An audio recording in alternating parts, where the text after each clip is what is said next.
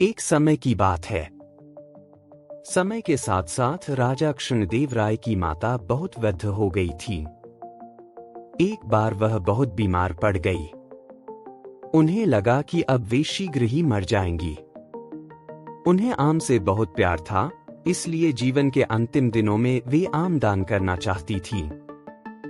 सो उन्होंने राजा से ब्राह्मणों को आमों को दान करने की इच्छा प्रकट की। वह समझती थी कि इस प्रकार दान करने से उन्हें स्वर्ग की प्राप्ति होगी। सो कुछ दिनों बाद राजा की माता अपनी अंतिम इच्छा की पूर्ति किए बिना ही मृत्यु को प्राप्त हो गई।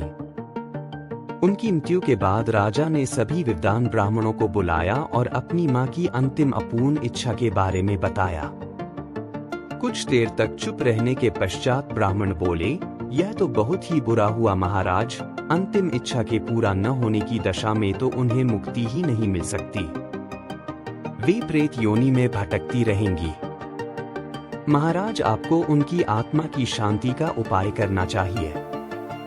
तब महाराज ने उनसे अपनी माता की अंतिम इच्छा की पूर्ति का उपाय पूछा।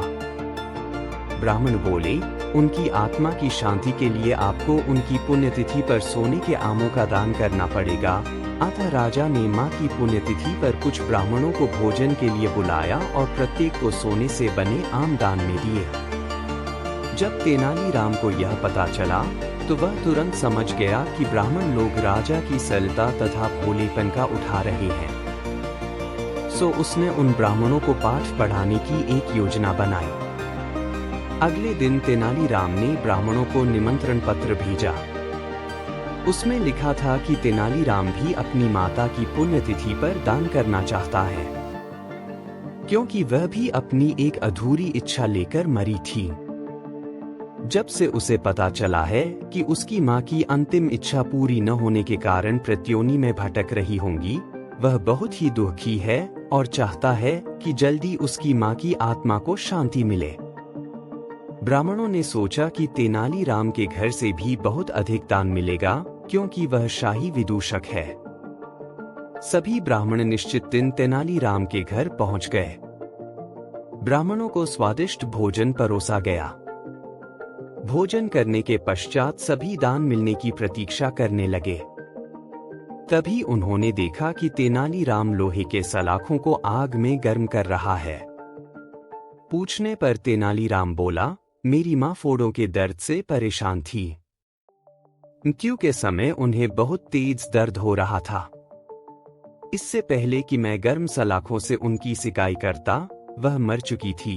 अब उनकी आत्मा की शांति के लिए मुझे आपके साथ वैसा ही करना पड़ेगा जैसी कि उनकी अंतिम इच्छा थी। यह सुनकर ब्राह्मण बौखला गए। वे वहां से तुरंत चले जाना चाहते थे। वे गुस्से में तेनालीराम से बोले कि हमें गर्म सलाखों से दागने पर तुम्हारी मां की आत्मा को शांति मिलेगी। नहीं महाशय, मैं झूठ नहीं बोल रहा। यदि सोने के आम दान में देने से महाराज की मां की आत्मा को स्वर्ग में शांति मिल सकती है, तो मैं अपनी मां की अंतिम इच्छा क्यों नहीं पूरी कर सकता। यह सुनते ही सभी ब्राह्मण समझ गए कि तेनालीराम क्या कहना चाहता है। वह बोले, तेनालीराम, हमें क्षमा करो। हम वे सोने के आम तुम्हें दे देते हैं, बस तुम हमें जाने दो। तेनालीराम ने सोने के आम लेकर ब्राह्मणों को जाने दिया, परंतु एक लालची ब्राह्मण ने सारी बात राजा को जाकर बता दी। यह सुनकर राजा क्रोधित हो गए और उन्होंने तेनालीराम को बुलाया। वे बोले, तेनालीराम, यदि तुम्हें सोने के आम चाहिए थे तो मुझसे मांग लेते। तुम इतने लालची कैसे हो गए कि तुमने ब्राह्मणों से सोने के आम ले लिए। महाराज, मैं लालची नहीं हूँ, अपितु मैं तो उनकी लालच की प्रवृत्ति को रोक रहा था। यदि वे आपकी मां की पुण्यतिथि पर सोने के आम ग्रहण कर सकते हैं, तो मेरी मां की पुण्यतिथि पर लोहे की गर्म सलाखें क्यों नहीं झेल सकते।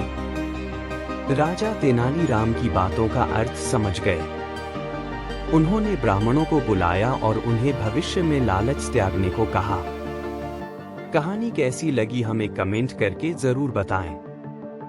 ऐसी और मजेदार कहानियों के लिए चैनल को सब्सक्राइब करें और वीडियो को लाइक करें।